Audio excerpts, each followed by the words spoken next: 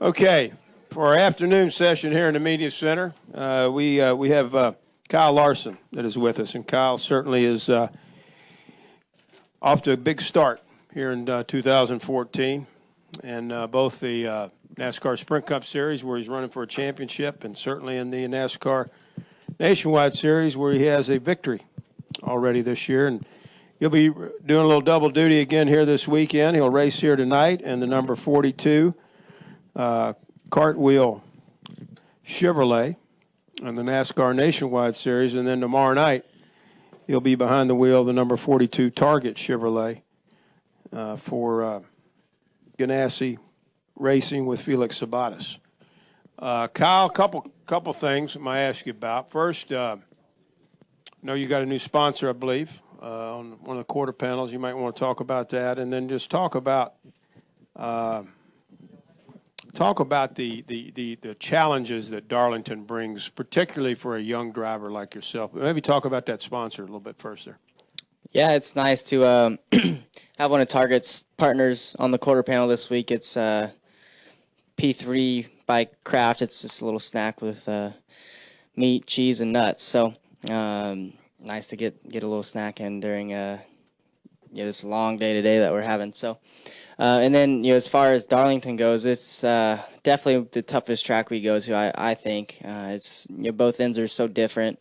1 and 2 is a lot faster corner, and then the exit slows up a lot. And, I drilled the wall off too earlier today, as well as a couple people did. But we had to get a backup car out, and proud of my Target guys for working really quick to get us back out there in first practice and preparing a really good backup car. It was fired off and just a little bit slower than our primary, but they worked on it some and felt like we were really good in second practice. Made a couple long runs, and then our mock runs were decent. I need to get better, just get around the track faster. I feel like the car handle's okay. Just got to figure out some things. It's a little bumpy off 2, so that's what's tricky, and then loose off 4. So like I said, it's just both ends are way different. So just got to figure it out.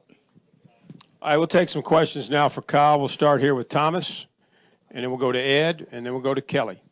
Kyle, Thomas Pope from the Fayetteville Observer. How much of this track is about just feel that the driver gets when he's in the car, and is this track probably as close to where you really operate on the edge compared to any other places you've been? It's definitely on edge. I'd say more than the rest of the tracks you run on, just because you run lap 1 on the wall, and at some point you're going to get into it, and each lap, at least in the Cup car, I feel like I'm going to hit it. But it's just like I said, 1 and 2 is just really, really fast, and then 3 and 4 is a little bit more of a normal corner, but you feel like you're going to get into the wall in the center corner, and just a tricky track, and each lap you run, your tires get a little bit worse, the car handles differently, and it gets a little frustrating, but it was good in final practice to figure out some things that help my car turn better off of 2, because that's where I've been struggling mostly. We'll go here to Ed and then back to Kelly. Ed Hinton, ESPN.com. Kyle, just as we get started talking and writing about the Kyle and Kyle show, especially in Nationwide, here comes Chase Elliott. And I wonder if you could talk about, the notion of having somebody who's even younger than you, and you're no longer the kid, and talked about as the youngest one, and also just seeing Chase as you have in races. Do you foresee a Kyle and Chase rivalry that could last many, many years into the future here? Kyle Larson and Chase, or Kyle Busch and Chase? Kyle Larson and Chase Elliott, yeah. Yeah, I guess. I don't know. It seems like, if I don't know. I wouldn't even call me and Kyle a rivalry. We're just racing each other each week and want to beat each other. It's not like a bad rivalry or anything like that. But, yeah, Chase does an amazing job in a race car, and he's been quick every race so far this season. And he seems like he gets better and better, each week. And he's going to win a couple more times this year. And hopefully with us both being young, we're going to be racing and battling each other for the rest of our careers, and could hopefully be just doing it up front in the Cup Series. He's with a great organization over there with Hendrick Motorsports and Junior Motorsports, so I've got good stuff over at Chip Ganassi Racing too, so hopefully we'll be duking it out for a long time. And one quick thing about you and Darlington per se. Obviously, you like the high side. Everybody's noticed that. It seems to be kind of an instinct from your sprint car days with the cushion and that sort of thing, just an instinct to go to the high side. And you were talking about how here the high side's on the edge. Does Darlington specifically give you any pause to think about what kind of has become your normal style of running up high? Does it, maybe you're going to do it, but do you think more about it here than you would other places? Yeah, I definitely think more about it here, just because you're carrying so much speed up to the wall. Most of the other tracks, the entry is pretty wide, and you can, ease your way up to the wall. Where here, you're hauling butt up to the wall, and then, the wall here is not very smooth either. It can, it comes out and does all sorts of different things, and it'll reach up and grab you quick. So, and you really can tear up your car if you get into it. Where other tracks, I feel like you can nudge it and it's okay. Where at least maybe in the Nationwide car you can do that here, but in the Cup car I feel like it's going to tear up your right front if you do that. So it's a long race, and my goal is definitely try to stay out of the wall as long as possible. I know I'll probably get into it at some point, but hopefully it's in the later part of the race. Let's go to Kelly, and we'll go to Claire, and then we'll go to Hunter.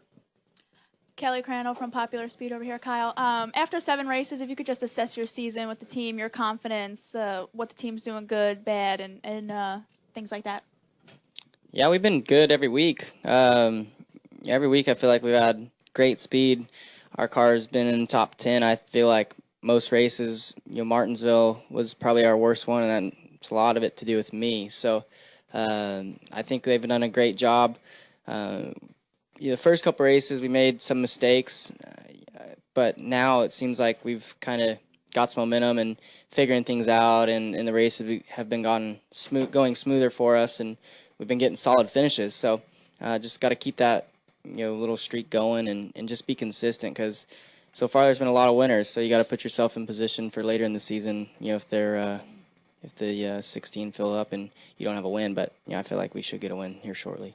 And then real quick, just coming into the season, the talk was mostly about you and Austin Dillon. And then after Daytona, you've kind of grabbed more of the headlines with your performance, Nationwide Cup, and coming close to winning. And on the Cup side, you mentioned a couple weeks ago that you would really like to beat him for this Rookie of the Year because he's gotten a lot in Nationwide Truck in the championship. So the last couple weeks, do you kind of look at that and is that more of a confidence builder for you, or how do you look at that? My goal was always to win the Rookie of the Year, so it hasn't changed yet. I mean, we've put ourselves in position to win that so far. I pay attention to the rookie points, and right now we're leading it. So I definitely pay attention where Austin's at, as well as Justin Allgaier and the other rookies, just because I want to win that bad. So just work hard to do that. Austin's really good at finishing races and being consistent and getting his car better throughout each run. So it makes me work hard to do that also. Over here to Claire, and then we'll go to Hunter, and then to right here. Claire B. Lang, Sirius XM NASCAR Radio. While the Nationwide race helps you get in your rhythm, is there, and there's been stories kind of circulating around the garage where somebody does really well and they get confident and then they go to the next race and bam, they hit the wall because you think you kind of know it after maybe the Nationwide race and then go into the Cup race. Is that between practices and racing something you have to watch for here? I definitely think the Nationwide race will help me more tonight than it has at the other races, just because this track is so difficult, and you drive the track pretty similar in both Nationwide and Cup. So I think the however many laps the race is tonight should help me and help me figure out some different lines and stuff, because the track's gonna have a lot of rubber on it by the time we get out the Nationwide race, and it's gonna get trickier and trickier. So I think it's gonna help me a lot tonight. Let's go to Hunter and then to Derek on the front row. Go ahead, Hunter. Hey, Kyle. Hunter Thomas from thefourthturn.com. talk about the success this year. I mean, your team's really been doing well. You and Jamie McMurray have been running up front, getting top 5, top 10 finishes. What's the difference this year? Is it just, I mean, I guess for you, just coming back to the tracks again, or is something changed at the team that has just made y'all much stronger? I just think it's a combination of a lot of things. I think everybody at Target Chip Ganassi Racing has built great cars for myself and Jamie.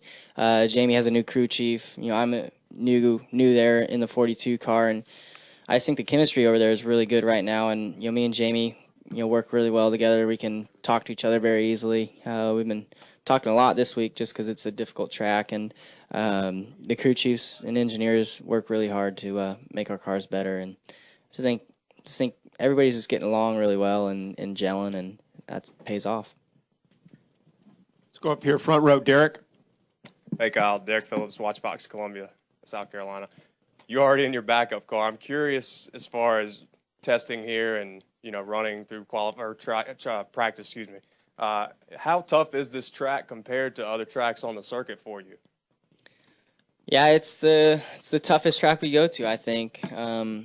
There's other really tough tracks, but this one's tough in its own way. So the wall reaches out and grabs you really quick here. So we got into the wall pretty hard off 2 and decided to get the backup out. They said they probably could have fixed that one, but it wouldn't have been right for second practice and stuff. So decided to get the backup out. They said it was just as good as our primary. So I had same amount of confidence after I wrecked in first practice to when I got in the backup car. So just hats off to my guys for working quick to get me back out there to get me as much laps as I could.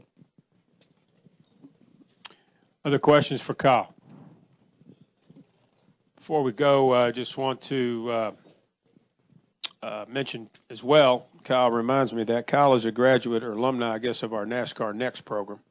And we're going to introduce the new 2014 class of NASCAR Next. Will be introduced at our next Sprint Cup Series event in a couple of weeks at Richmond. So you'll see some new faces in that group. Certainly Kyle is an alum of that group and moving up the ladder quickly. So I want to make sure everybody knows about that as well. Kyle, good luck tonight and good luck tomorrow. Thank you.